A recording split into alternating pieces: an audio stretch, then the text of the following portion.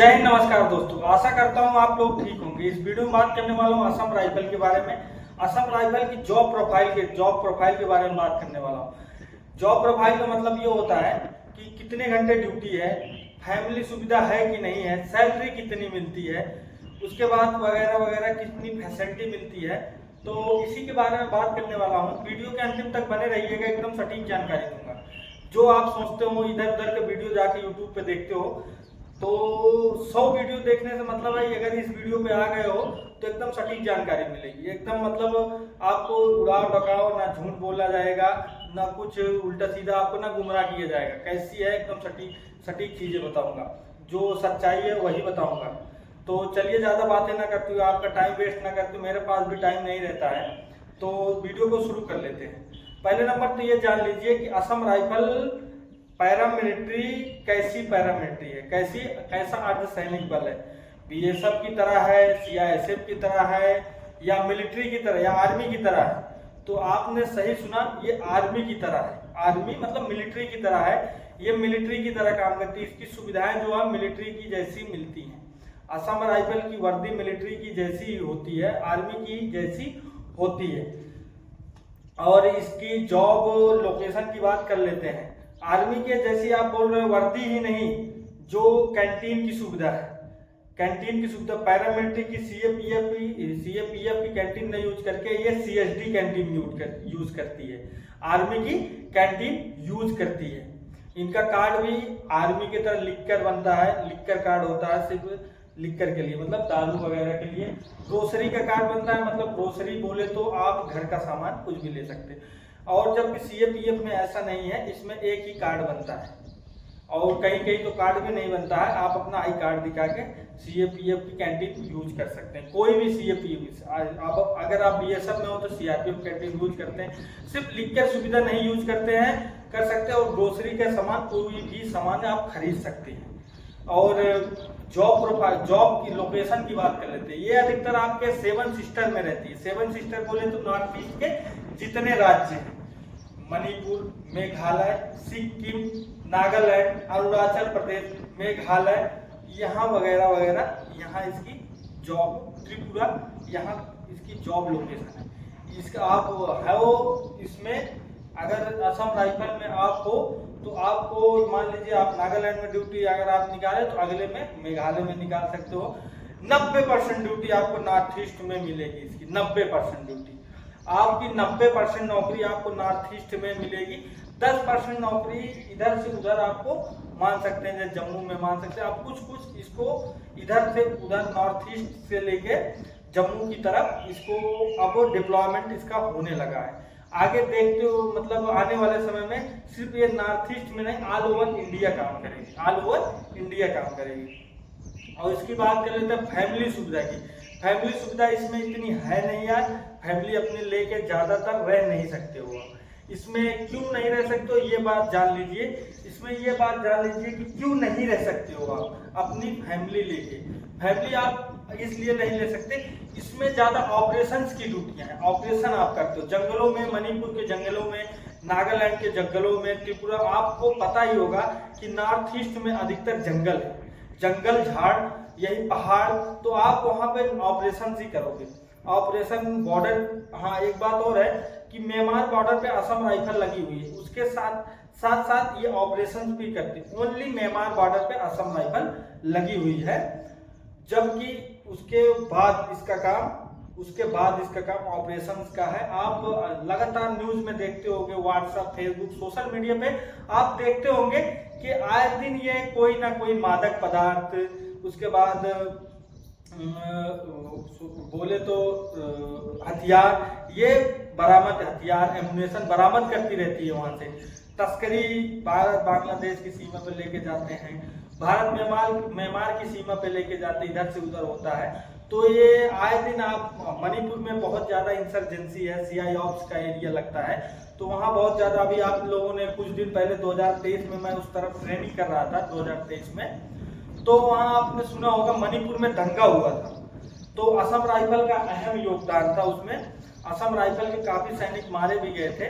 तो अब ज़्यादा इसमें मैं बताऊंगा नहीं कि क्या हुआ था, न्यूज़ रिपोर्टर नहीं हूँ, लेकिन मैं जॉब प्रोफाइल के बारे में और एक बात बता देता हूँ। इसमें खतरा जैसे आप सोच रहे हो, खतरा तो है, ऑपरेशंस की ड्यूटियाँ हैं तो खतरा तो होगा ही यार। और मणिपुर में बहुत ज़्यादा इंसर्जेंसी है, बहुत ज़्यादा नक्सलाइट एरिया है, तो वहाँ पे आपको खतरा का सामना करना पड़ सकता है।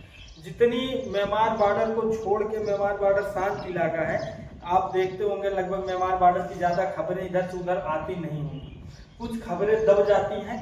दबने का मतलब है कि थोड़ा न्यूज़ रिपोर्टर वहाँ तक पहुँच नहीं पाते, वहाँ तक पहुँचने पर थोड़ा आउट एरिया लग जाता है। और जैसे भारत और बांग्लादेश की सीमा है, मतलब जनसंख्या आबादी बहुल्य क्षेत्र है भारत और बांग्लादेश की, और भारत और पाकिस्तान के कुछ राजस्थान गुजरात कुछ एरिया सटे हुए। यहाँ पर अगर कुछ होता है कारनामा तो आपको न्यूज़ के थ्रू आपको दिखाया जाता है, लेकिन म्यांमार बॉर्डर पे ऐसा नहीं है, पहुंच ही नहीं पाते, न्यूज़ रिपोर्टर पहुंच ही नहीं पाते हैं, बहुत कम ही पहुंच पाते हैं। जो भी मतलब अगर पहुंचते भी हैं तो मान लीजिए पहुंच भी नहीं पाते, अगर नहीं मान लीजिए जब नहीं पहुंच पाते हैं तो असम राइफल खुद मतलब एक होता है कि नहीं, बाद में जितना सामान पकड़ा गया है वो न्यूज़ के थ्रू वो अपना दिखाती है, तो वही आपको सोशल मीडिया पे आपको देखने को मिलता है।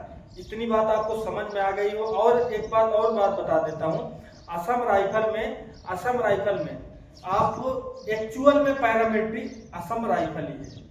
बीएसएफ, सीआरपीएफ ये तो नाम की पैरामिलिट्री है, लेकिन असल माने में पैरामिलिट्री आपकी असम राइफल ही है।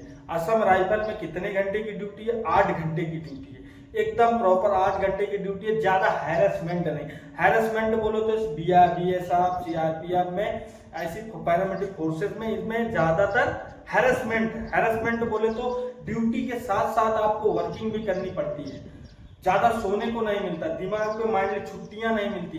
तो असम राइफल में ऐसा नहीं है, सब कुछ नॉर्मल ही रहता है, आपको बहुत ज्यादा टेंशन करने वाली बात नहीं है, सब कुछ एकदम नॉर्मल रहता है। असम राइफल की ज्यादा चूज नहीं करते यार अपने उत्तर भारत के लोग, दक्षिण भारत के लोग और जम्मू कश्मीर वगैरह वगैरह मध्य भारत के लोग, ज्यादातर असम राइफल के बारे में कोई जानता नहीं है। अब धीरे धीरे जब से सोशल मीडिया का जमाना आ गया ना, सोशल मीडिया के थ्रू आदमी देखने लगा कि ये पैरामिलिट्री कैसी है, जानने की जिज्ञासा अंदर जगी। उसके बाद यूट्यूब पे आया, सर्च किए ये कैसी पैरामिलिट्री है।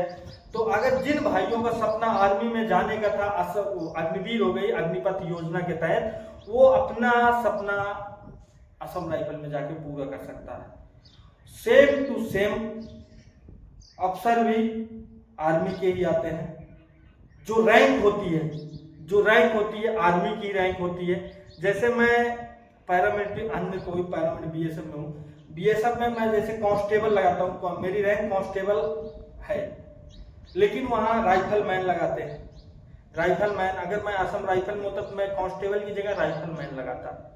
तो इतना मान लीजिए कि जो भी रैंक और रैंक के साथ साथ ऑफिसर जो भी आते हैं, उसमें आर्मी की ऑफिसर भी आते हैं, रैंक भी आर्मी की चलती है। और आपको आर्मी में जैसी जो भी है, मैं तो आर्मी में हूं नहीं, लेकिन जो भी आर्मी के जैसी फैसिलिटी है, फैसिलिटी आर्मी के जैसी है, सब कुछ आर्मी के जैसा है। तो अपना आप अगर आर्मी में जाना चाहते थे, अग्निवीर योजना के तहत अग्निपथ अग्निवीर हो गई, उसमें आप 4 साल के लिए सोच रहे हो क्या जाऊं, तो आप जा सकते हो असम राइफल में।